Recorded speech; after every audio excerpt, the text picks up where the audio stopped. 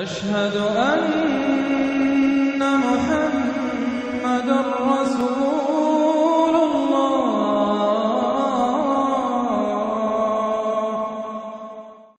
سورۃ الممتحنہ، بسم اللہ الرحمن الرحیم۔ ممتحنہ کا جو زمانہ نزول ہے معین کر لیجئے،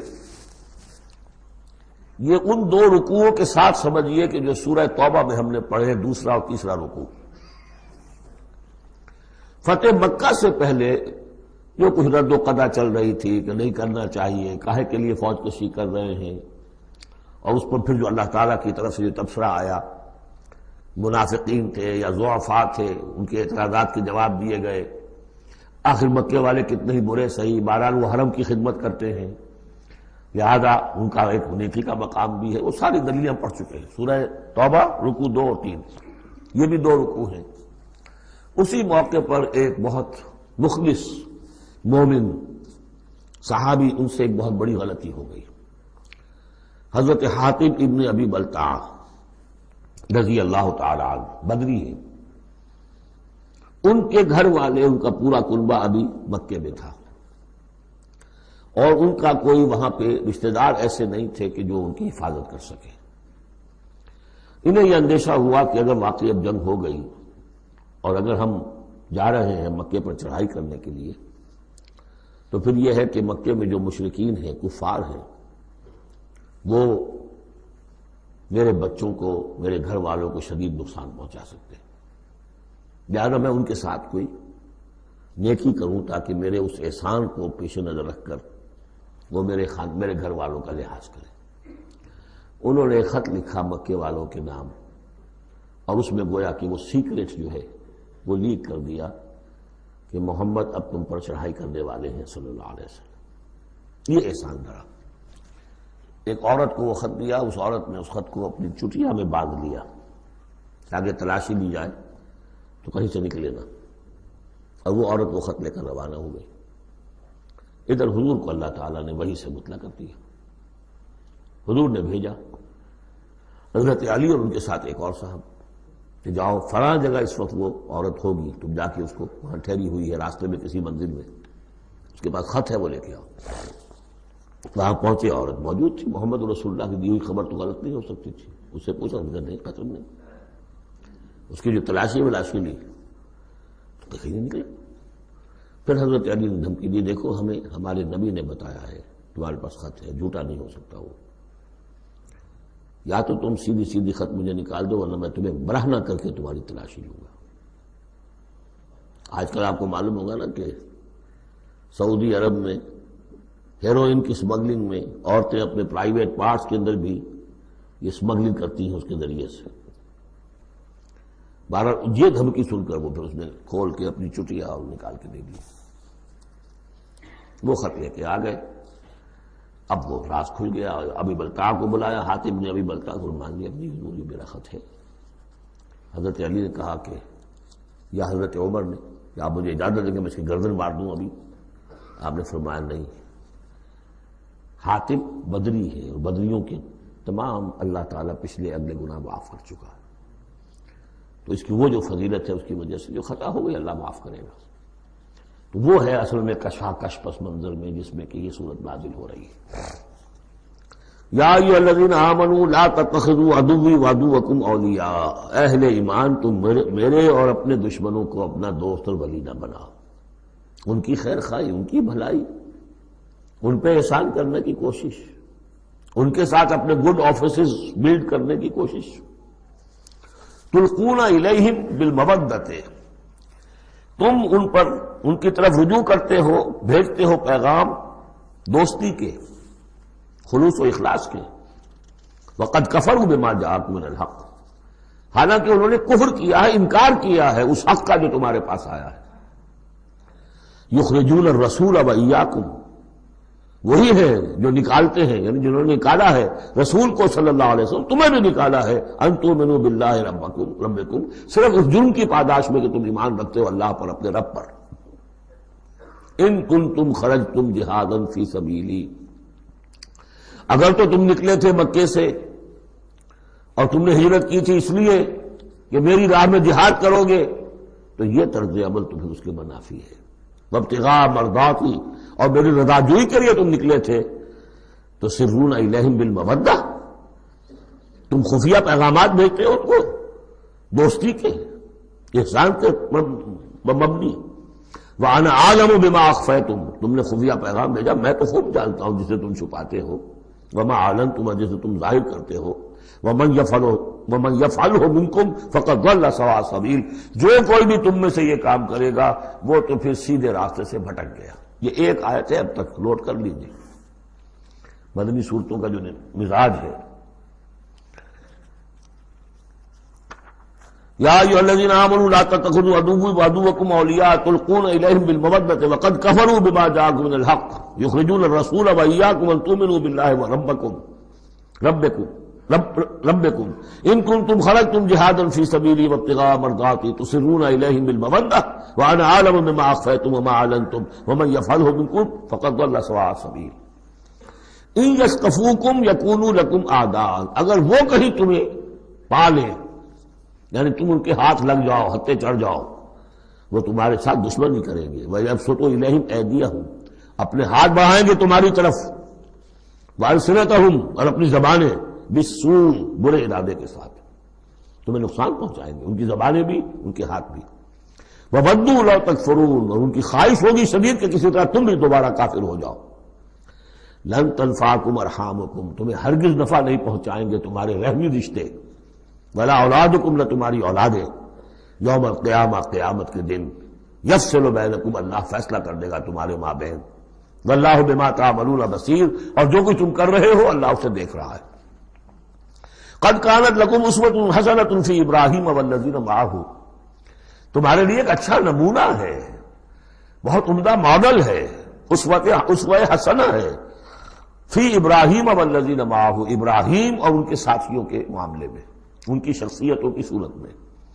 اذ قالوا لقومہم، جبکہ انہوں نے کہا اپنی قوم سے، برملا کہہ دیا، انا براء منکم، ہم بری ہیں تم سے، ومما تعبدون من دون اللہ، اور جن کو بھی تم پوج رہے ہو اللہ کے سوا، ہمارا ان سے کوئی رشتہ نہیں، کوئی تعلق نہیں. ہم اعلان برات کر رہے ہیں ان سے. کفرنا بکم، ہم منکر ہوئے تم سے بھی. وبدا بیننا وبینکم العداوۃ والبغضاء ابدا، اور اب تمہارے اور ہمارے مابین عداوت اور بغض اور بیل شروع ہو چکا ہے، اب یہ ہمیشہ باقی رہے گا. حتی تؤمنوا باللہ وحدہ، جب تک کہ تم ایمان نہ لاؤ اللہ پر توحید کے ساتھ. یعنی جب تک اس طرح ننگی تلوار نہ بن جائے ایک مومن. حزب اللہ کو ننگی تلوار بننا پڑتا ہے، رشتوں کو کاٹنا پڑتا ہے. وَلَوْ كَانُوا آبَاءَهُمْ أَوْ أَبْنَاءَهُمْ أَوْ إِخْوَانَهُمْ أَوْ عَشِيرَتَهُمْ، سورہ مجادلہ میں پڑھا ہے ابھی. تو یہ حضرت ابراہیم علیہ السلام کا معاملہ. إِلَّا قَالَ إِبْرَاهِيمَ لِأَبِيهِ لَأَسْتَغْفِرَنَّ لَكَ، سوائے اس کے کہ ابراہیم نے ایک وعدہ کیا تھا اپنے باپ سے کہ میں آپ کے لیے ضرور استغفار کروں گا. یہ سورہ مریم میں ہم پڑھا ہے، جب اس نے کہا تھا کہ تم نکل جاؤ. وَاهْجُرْنِي مَلِيًّا اراغب انت عن آلہتی یا ابراہیم لئن لم تنتہ لارجمنک واہجرنی ملیا. حضرت ابراہیم نے کیا کہا تھا؟ سلام علیک ساستغفر لک ربی انہ کان بی حفیا، میں آپ کے لیے ابا جان میں اپنے اللہ سے دعا کروں گا، استغفار کروں گا. وما املک لک من اللہ من شیء، مجھے اختیار کوئی نہیں ہے آپ کے بارے میں اللہ کے ہاں، کچھ نہیں، آخری اختیار اللہ کا ہے. ربنا علیک توکلنا والیک انبنا والیک المصیر، پروردگار ہم نے تجھی پر توکل کیا اور الیک انبنا، اور تیری طرف رجوع کیا، والیک المصیر، اور تیری طرف لوٹ جانا ہے. ربنا لا تجعلنا فتنۃ للذین کفروا، پروردگار ہمیں اب کافروں کے لیے تختہ مشق اور تختہ امتحان نہ بنا دے کہ ہمارے اوپر وہ ظلم کریں، اور تو ان کو اوپر آزمائش جو انہیں آزما رہا ہے وہ اس شکل میں کہ ہم پر وہ ظلم کریں. جیسے اللہ تعالیٰ کفار مکہ کو آزما رہا تھا، لیکن تختہ ستم، تختہ مشق کون؟ صحابہ کرام بنے ہوئے تھے. واغفر لنا، اور ہمیں بخش دے، انک انت العزیز الحکیم، یقیناً تو ہی ہے سب کچھ زبردست اور حکمت والا. اب یہاں نوٹ کر لیجئے کہ سورہ توبہ میں آ چکا ہے کہ حضرت ابراہیم نے آخر میں آ کر تبرأ منہ، جب انہوں نے معلوم ہو گیا کہ میرا باپ تو دشمن ہے، اللہ کا دشمن ہے، تو برات کی. یہ آیتیں جو ہیں یہ سن 8 میں فتح مکہ سے قبل نازل ہو رہی ہیں. حاطب بن بلتع کا واقعہ ہے، ابھی مکے طرف روانگی نہیں ہوئی ہے. اور وہ آیتیں جو ہیں وہ سن 9 میں نازل ہو رہی ہیں، اس کے بھی ذی قعدہ کے بھی بعد، جبکہ واپس آ گئے حضور صلی اللہ علیہ وسلم تبوک سے. لہذا وہ ہوگی محکم، اور یہ بات جو ہے اس کے پہلے یہ گویا کتابیں رہے گی. لقد کان لکم فیہم اسوۃ حسنۃ، تمہارے لیے یقیناً ان کی ذات میں، ان کے رویے میں، ان کے طرز عمل میں ایک اچھا نمونہ ہے. لمن کان یرجو اللہ والیوم الآخر، لیکن کس کے لیے؟ کہ جو اللہ کی بھی ملاقات کی امید رکھتے ہو اور یوم آخر سے ڈرتے ہو. بالکل یہی الفاظ وہاں آئے تھے. لقد کان لکم فی رسول اللہ اسوۃ حسنۃ لمن کان یرجو اللہ والیوم الآخر وذکر اللہ کثیرا. یہ سورہ احزاب میں ہم پڑھ چکے ہیں. حضور کی شخصیت، آپ کی سیرت اسوہ کاملہ ہے، لیکن فائدہ کون اٹھائیں گے؟ فائدہ صرف وہی اٹھا سکیں گے کہ جو اللہ پر بھی ایمان رکھتے ہو، آخرت پر بھی ایمان رکھتے ہو اور کثرت کے ساتھ اللہ کا ذکر کرتے ہو.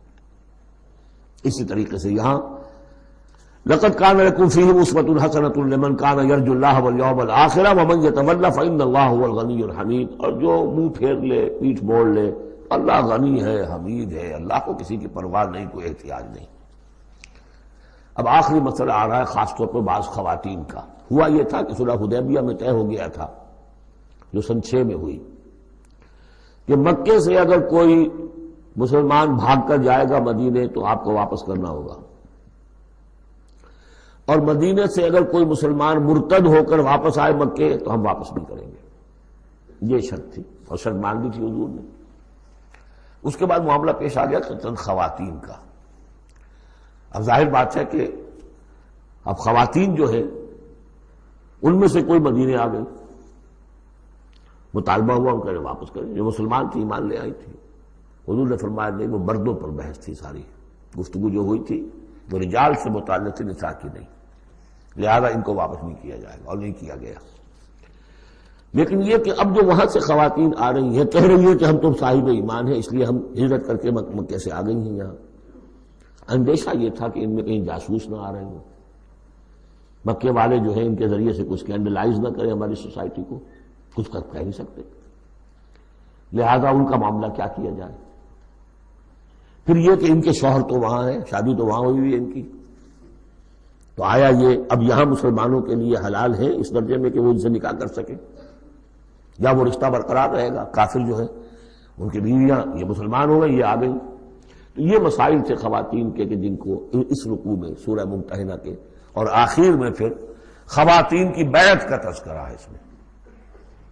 اور یہ میں سمجھتا ہوں کہ اللہ تعالیٰ کی طرف سے کمپنسیشن ہوتی ہے. جیسا کہ میں نے بتایا تھا کہ باپ اور ماں میں فرق یہ رکھا گیا، قانونی طور پر باپ کا پلڑا بھاری ہے، باپ طلاق دے سکتا ہے ماں کو، ماں تو خلا ہی لے سکتی ہے، طلاق دے نہیں سکتی. اور اگر طلاق ہو جائے گی تو اولاد باپ کی شمار ہوگی، ماں کی نہیں. یہ قرآن کا قانون ہے.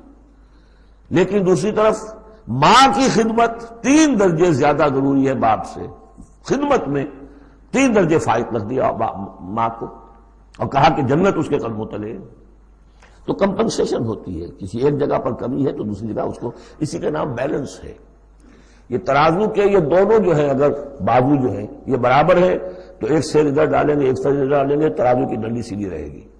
ایک چھوٹا ہے ایک بڑا ہے تو چھوٹے میں اب کم ڈالنے سے، اور چھوٹے میں زیادہ ڈالنا پڑے گا اور بڑے میں کم، تب وہ تو یہ بیلنس تو تب ہوگا کہ وہ جو کمی ہے اس کو پیش نظر رکھیں. یہ ہے معاملہ جو یہاں پہ بیان ہوا. وہ بیلنس کیا کیا اللہ تعالیٰ نے؟ مردوں کی بیعت کا قرآن میں ذکر ہے، اس کا متن قرآن میں کہیں نہیں ہے. بیعت عقبہ اولیٰ کا کیا متن تھا، بیعت عقبہ ثانیہ کا متن کیا تھا، کیا بیعت ہوئی تھی، کیا الفاظ تھے، بیعت رضوان کے موقع پہ کیا جو الفاظ کا تھے، کہیں نہیں، قرآن میں نہیں. احادیث میں مل جائیں گے. خواتین کی بیعت کو یہ فضیلت دے دی کہ اس کا پورا متن بھی قرآن مجید میں موجود ہے. فرمایا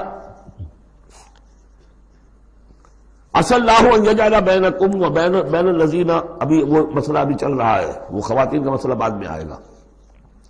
عسى الله ان يجعل بينكم وبين الذين عاديتم منهم مودة. ہو سکتا ہے مسلمانوں کہ جو تمہارے اور جن کے مابین دشمنی پڑ گئی ہے اللہ تعالیٰ تمہارے مابین پھر دوستی پیدا کر دے. کیسے پیدا کر دے؟ وہ ایمان لے آئے. فاخوانکم فی الدین. اور کوئی زیادہ دور تو نہیں تھا اب مرحلہ. فتح مکہ کے بعد سن 9 میں وہ آیات آئیں کہ 4 مہینے کی مہلت ہے، اس میں ایمان نہیں لاؤ گے تو گردنیں اڑا دی جائیں گی. سب کے سب لوگ ایمان لے آئے. تو اب ہو گئے بھائی اخوانکم فی الدین. عسى الله ان يجعل بينكم وبين الذين عاديتم منهم مودة والله قدير والله غفور رحيم. اللہ ہر شے پر قادر ہے اور غفور ہے اور رحیم ہے. لا ينهاكم الله عن الذين لم يقاتلوكم. اللہ تعالیٰ تمہیں ان لوگوں سے نہیں روکتا کہ جنہوں نے تم سے کبھی جنگ نہیں کی فی الدین، دین کے معاملے میں. ولم يخرجوكم من دياركم. اور نہ تمہیں نکالا تمہارے گھروں سے. ان تبروهم وتقسطوا اليهم. کہ تم ان کے ساتھ کوئی بھلائی کرو یا انصاف کا معاملہ کرو. یہاں بھی ولایت کا معاملہ نہیں ہے. کافر کو ولی نہیں بنایا جا سکتا، پشت پناہ، مددگار، حمایتی، قلبی محبت نہیں ہو سکتی، لیکن کوئی نیک سلوک کرنا، کوئی بھلائی کرنا، اس میں کوئی اعتراض نہیں. کافروں کے ساتھ کرو. جو غیر حربی ہے، جس کے ساتھ جنگ نہیں ہے، جس نے کبھی آپ کے خلاف آپ کے کسی دشمن کی مدد نہیں کی ہے، اس کا معاملہ مختلف رہے گا. ان اللہ یحب المقسطین. اللہ تعالیٰ انصاف کرنے والوں کو پسند کرتا ہے. انما ینہاکم اللہ عن الذین قاتلوکم فی الدین. تمہیں اللہ روک رہا ہے ان سے کہ جنہوں نے تم سے جنگ کی ہے دین کے معاملے میں، دین کی وجہ سے. واخرجوکم من دیارکم. نکالا ہے تمہیں تمہارے گھروں سے. وظاہروا علی اخراجکم. اور انہوں نے گٹھ جوڑ کیا ہے تمہارے نکالنے پر، ایک دوسرے کی مدد کی ہے. ان تولوہم. کہ تم ان کے ساتھ ولایت، باہمی ولایت، باہمی کا رشتہ قائم کرو، اس سے روکا ہے. وَمَن يَتَوَلَّهُمْ. اور جو کوئی ان کے ساتھ دوستی کرے گا فَأُولَٰئِكَ هُمُ الظَّالِمُونَ. تو وہی لوگ ہیں کہ جو ظالم ہیں. یا ایھا الذین آمنوا. یہاں سے اب خواتین کا معاملہ. یا ایھا الذین آمنوا اذا جاءکم المؤمنات مہاجرات. اہل ایمان جب تمہارے پاس آئیں مومن خواتین ہجرت کر کے، فامتحنوہن. تو ان کا ذرا امتحان لے لیا کرو، دیکھ بھال کر لیا کرو یہ واقعی مومن ہے. کچھ تھوڑی سی انٹروگیشن ہو، سرسری سی اندازہ ہو جائے. لیکن اللہ عالم بایمانہن. باقی یہ کہ اللہ تعالیٰ بہتر جانتا ہے کسی کے دل میں ایمان ہے یا نہیں ہے. آپ کے لیے ناممکن ہے کہ آپ اس کی صحیح تفتیش کر سکیں. تاہم پھر بھی کسی درجے میں ایک احتیاطی تدبیر اختیار کرو کہ دیکھ لیا کرو کہ وہ واقعتاً ایمان والی ہے. فَإِنْ عَلِمْتُمُوهُنَّ مُؤْمِنَاتٍ. پھر اگر تم دیکھو کہ وہ مومن ہے، واقعتاً مومن ہے، فَلَا تَرْجِعُوهُنَّ إِلَى الْكُفَّارِ. تو اب انہیں لوٹاؤ نہیں کفار کی طرف. لَا هُنَّ حِلٌّ لَهُمْ. نہ وہ اب ان کافروں کے لیے حلال رہی ہیں، وَلَا هُمْ يَحِلُّونَ لَهُنَّ. نہ وہ ان کے لیے حلال ہے. وَآتُوهُمْ مَا أَنفَقُوا. جو کچھ انہوں نے خرچ کیا تھا، مہر دیا تھا، وہ لوٹا دو، یہاں سے دے دو، بھجوا دو. فلاں کافر، اس کی بیوی مسلمان ہو گئی، یہاں آ گئی ہے، اب یہاں تعلق ازدواج ختم ہوا، جو مہر تم نے دیا تھا وہ واپس کر رہے ہیں. دیکھیے یہ ہے عدل و انصاف. جیسے کہ حضرت خالد بن ولید نے ایک موقع پر، جبکہ شام کے محاذ پر ذرا پیچھے ہٹنا پڑا، غالباً ابو عبیدہ کا معاملہ تھا رضی اللہ تعالی عنہما.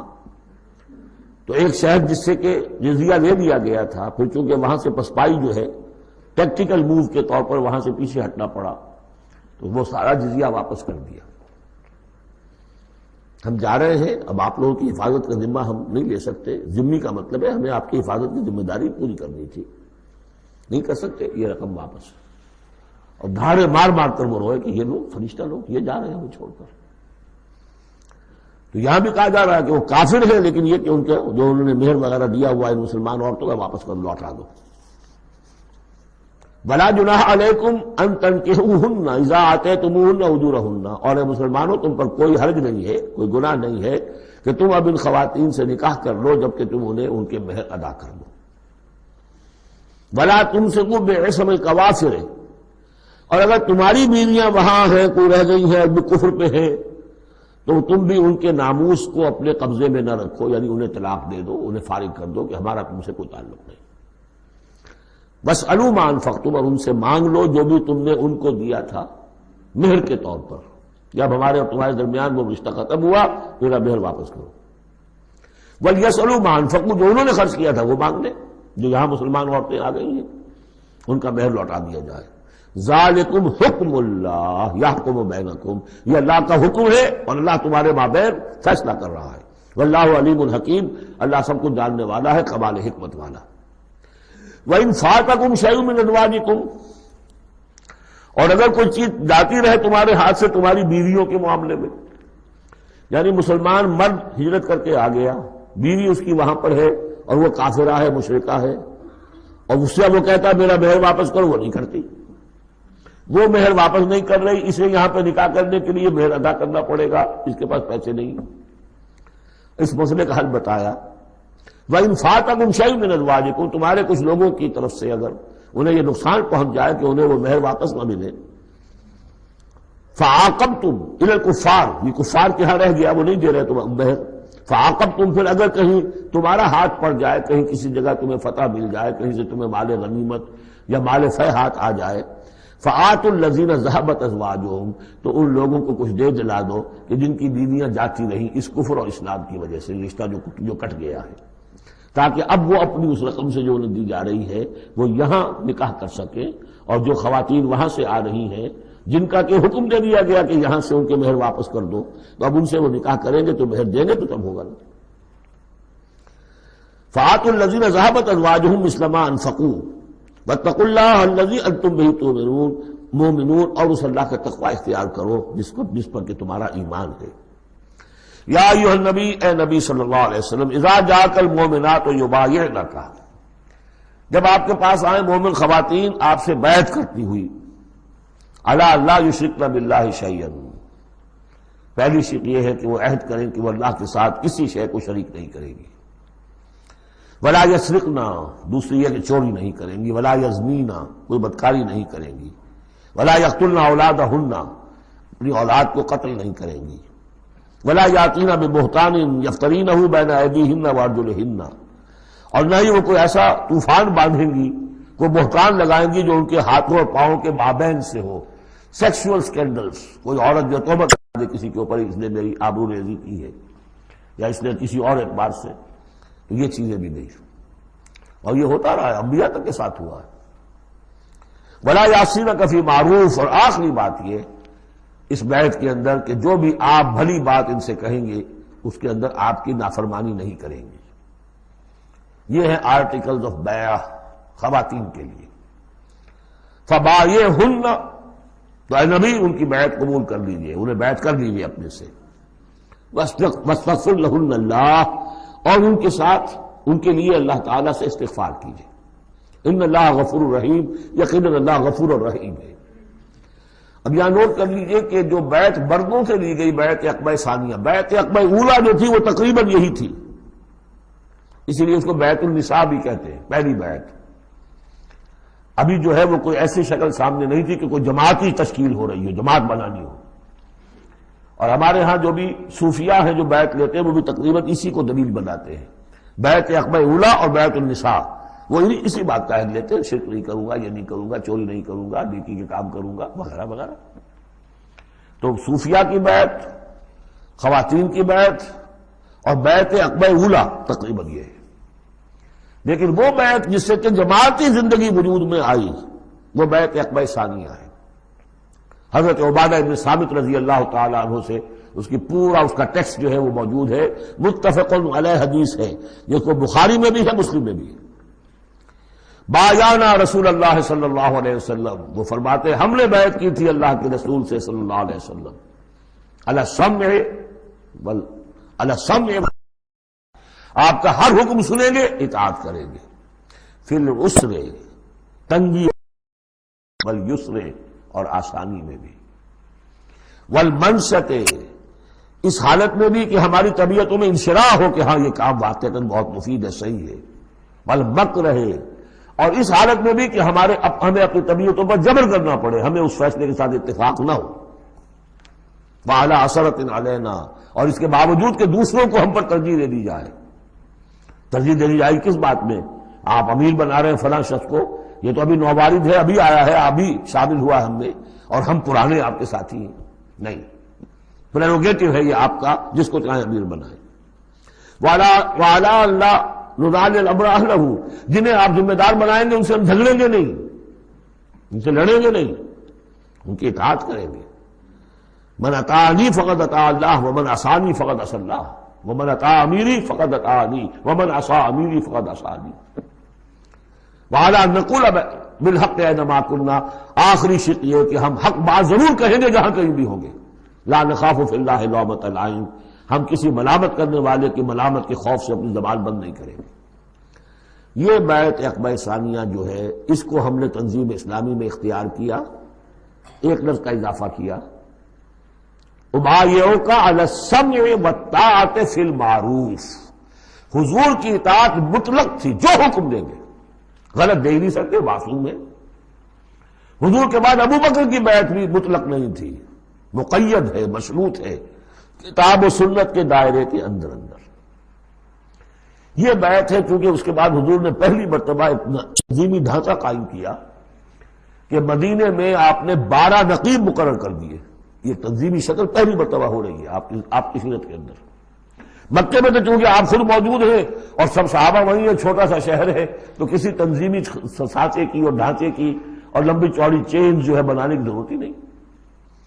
اب مدینہ دور ہے، وہاں کے کچھ لوگ 9 خزرج میں سے اور 3 اوس میں سے آپ نے نقیب بنائے، اب ان کی ذمہ داری بنی۔ اس طرح جماعتی تنظیم جو بنی ہے وہ اس بیعت پر بنی ہے۔ البتہ چونکہ خواتین کا معاملہ یہ ہے کہ جماعتی جدوجہد جو آگے چلنی ہے اس میں جہاد اور قتال کے جو مراحل آنے ہیں اس میں خواتین کا حصہ بالواسطہ ہے، بلا واسطہ نہیں ہے، ڈائریکٹ نہیں۔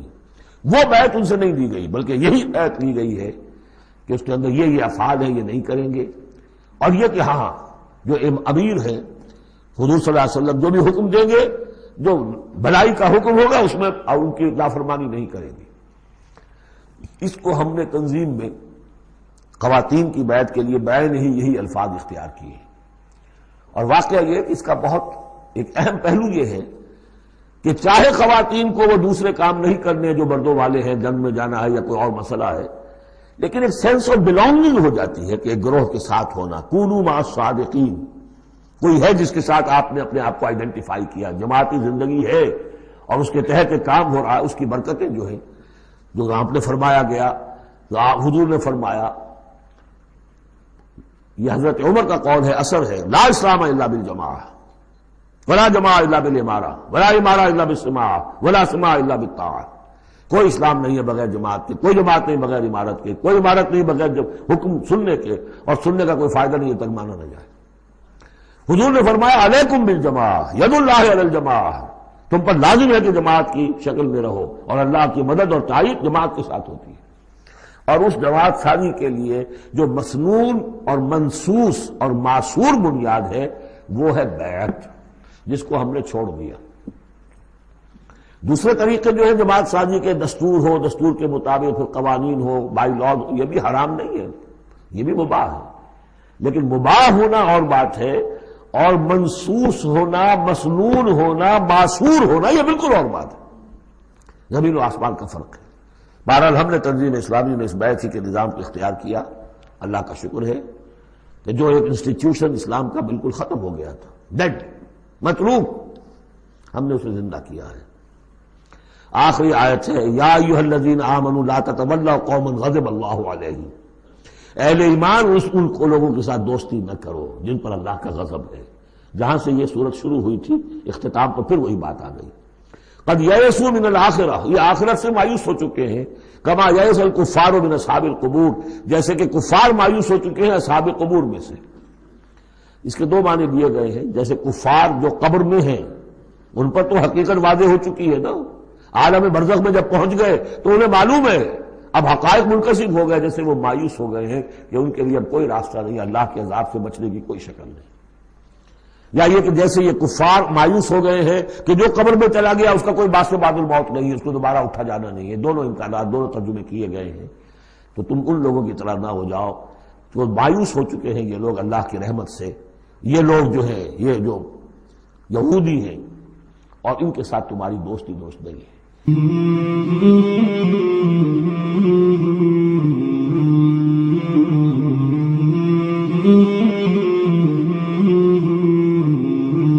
مولاي صل وسلم دائما أبدا على حبيبك خير الخلق كلهم، مولاي صل